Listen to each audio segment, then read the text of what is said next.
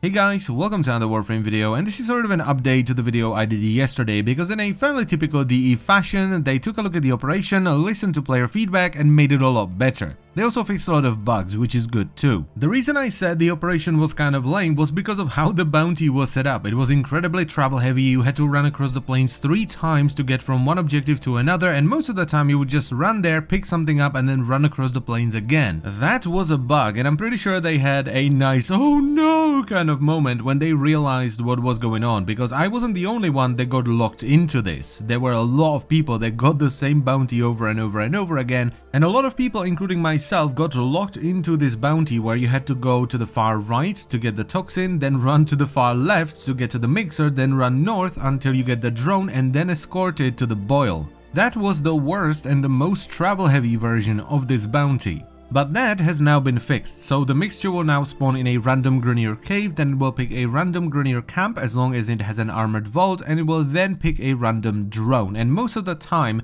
these objectives will be fairly close together, so there is nowhere near as much travel time as I've showed yesterday. And that makes the bounty alright, it's pretty good, because instead of just running from one place to another, you're doing things. That's good.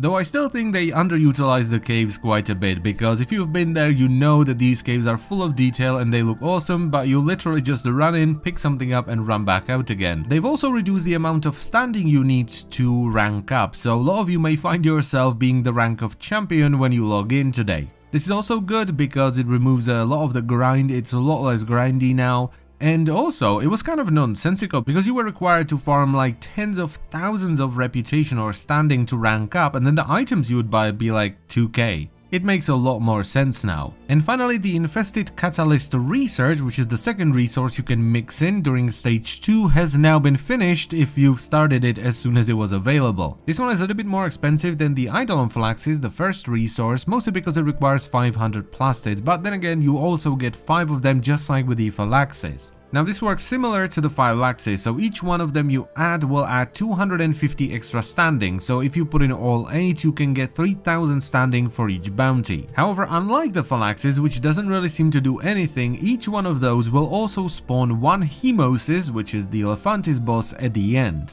So if you put in all 4, you will have to fight 4 of the bosses at the end. And this is where I think they made a huge misstep with this bounty, because they should have put at least one of the Hemosists at the end of the standard bounty, because this is where the event gets fun. It actually feels like you're fighting the infestation, because you have to fight this massive blob of infested flesh that is the Elephantis, or, you know, Hemosist, while simultaneously being swarmed by like hundreds of infested, and it gets kind of hectic, at least solo. It makes the last stage of the bounty a lot of fun. It actually feels like you're doing something. It's not just you killing like 20 infested and Konzu being like, "Good job, #1 gang, come back to Cetus and do it again." You know, it's actually fun to do this. And you actually get rewarded for doing this, because not only you're getting more standing for each Hemocyst you kill or spawn, you're also getting the new Hunter mod pack. Now this mod pack is focused on companions, so Kubros, Kavats and the Helminth Charger. It doesn't work on sentinels, and it makes them do extra damage versus enemies that have a slash proc on them. And if you're thinking, well, I don't use companions, so why would I bother with this, you might actually want to do so, because one of the mods, the one that goes onto your Warframe, is basically just a slightly better version of Rage.